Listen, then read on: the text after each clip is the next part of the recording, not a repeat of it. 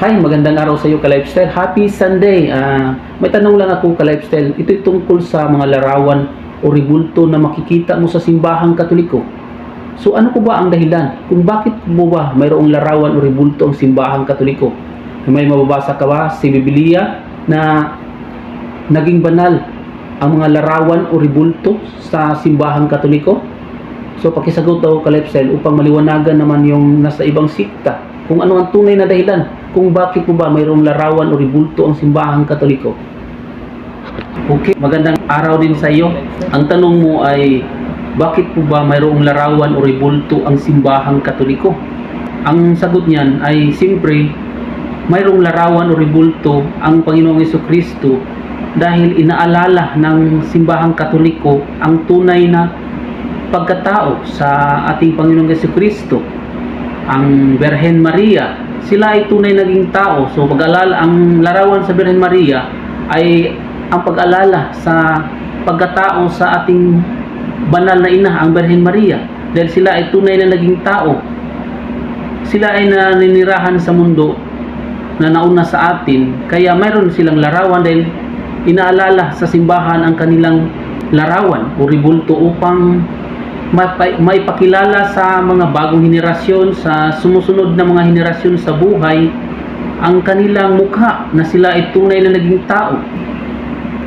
Si Mama Mary ay ginawang kasangkapan ng Diyos upang maisakatuparan ang bagong tipan na ang Panginoong Jesucristo.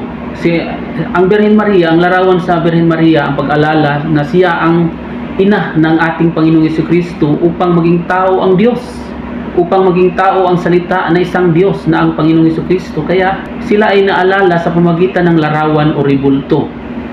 So ang ating Panginoong Jesucristo ay tunay na naging tao, na isang tunay na Diyos. Kaya ginawan siya ng larawan sa simbahan upang maalala na siya ang tunay na naging tao, na isang tunay na Diyos, ang ating Panginoong Jesucristo. Kaya mayroon siyang larawan, ginawang larawan upang maipahayag at maipakilala din sa mga bagong henerasyon, sa mga kabataan, na ang ating Panginoong Jesucristo ay tunay na naging tao, na isang tunay na Diyos. At mababasa ba yan sa Biblia na ang mga larawan o rebulto?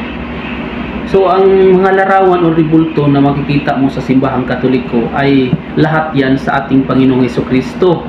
Pag-alala yan sa ating Panginoong Jesucristo, na mababasa mo rin yan sa Kolosas 1:15 na ang mukha ni Kristo ay ang larawan sa Diyos na hindi mo makikita. So biblical yan na ang mga larawan na nasa simbahang Katoliko dahil lahat ng yan ay pag-alala sa buhay ng ating Panginoong Jesucristo. Halimbawa yung Santo Niño. Ang Santo Niño ay pag-alala yan sa pagkabata sa ating Panginoong Jesucristo dahil siya ay dumaan sa pagiging bata na ang Senyor Santo Niño. So siya ay isinilang na bilang tao, may isinilang sa Belen, sa pasungan, sa sibsiban ng mga hayop. So doon isinilang ating Panginoong Jesucristo, kaya mayroon siyang larawan na isinilang siya sa sabsaban ng mga hayop na tinatawag na Belen. At kung may makikita ka sa simbahan na ipinako sa krus, siyempre ang ating Panginoong Jesucristo sa araw ng Biyernes, ipinako ang ating Panginoong Jesucristo at doon siya namatay. So at mayroon ding larawan na talibingan ang ating Panginoong Jesucristo. Siyempre sa araw ng Sabado, nasa libingan pa ang ating Panginoon Jesucristo, kaya inaalala na siya ay nasa libingan. So mayroon siyang larawan upang maalala na siya ay inilibing.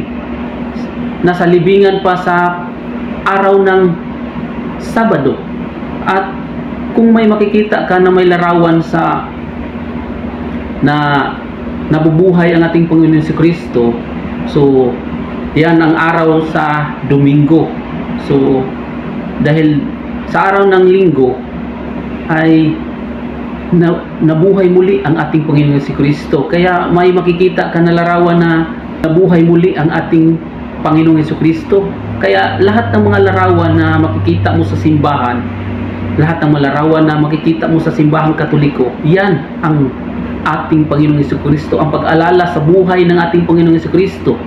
At kung may makikita ka rin na may babae na ang Birhen Maria na makikita mo, yan ang si Mama Mary ang naging pinili ng Diyos upang maglalang, upang gawing sisidlan sa ating Panginoong Jesucristo, upang maisilang ating Panginoong Jesucristo. Kaya mayroon siyang larawan dahil upang maalala din na mayroong ina, naging ina ang ating Panginoong Jesucristo upang siya ay maging tao.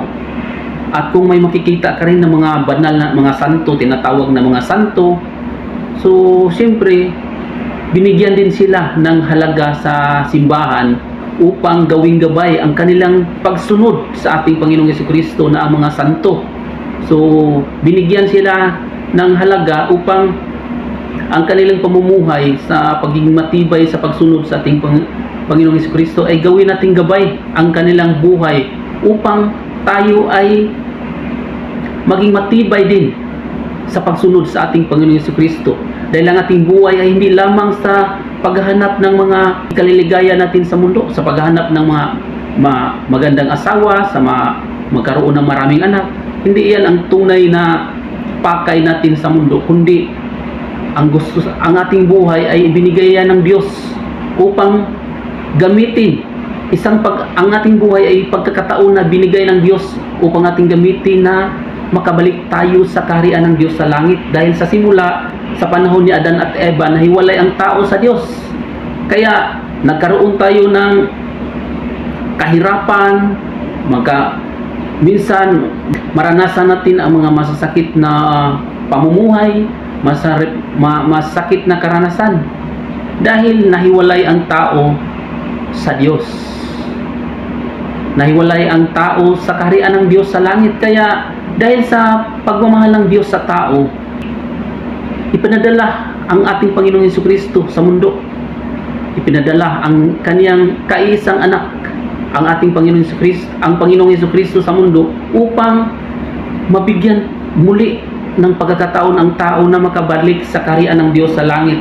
Kaya ang ating buhay ay ibinigay ng Diyos upang gamitin natin na makabalik tayo sa kaharian ng Diyos. Kaya sabay-sabay nating sundin ang mga inuutos sa simbahan. Dahil ang ating Panginoong Jesucristo, nung siya ay nabuhay dito sa mundo, siya ay nagtatag na isang iglesia at siya ay mayroong 12 apostoles at mga tagasunod. So ang ating Panginoon Jesucristo ay nagtatag ng isang iglesia o simbahan na mababasa mo yan sa Mateo 16:18,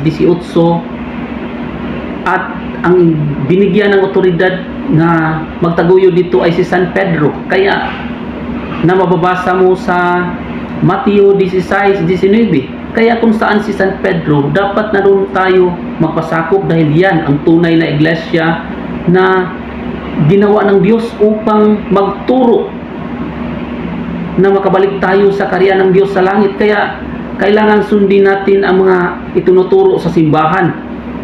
Ang mga pagdarasal tulad ng Santo Rosario, kailangan magdasal tayo sa Santo Rosario araw-araw at sumunod sa mga sakramento. Dahil ang mga sakramento na tinuturo sa simbahan, yun ang pamaraan ng Panginoong Jesucristo upang mapatawad ang ating mga kasalanan, upang tayo ay maging handa na maging banal at makapasok tayo sa kaharian ng Diyos sa langit.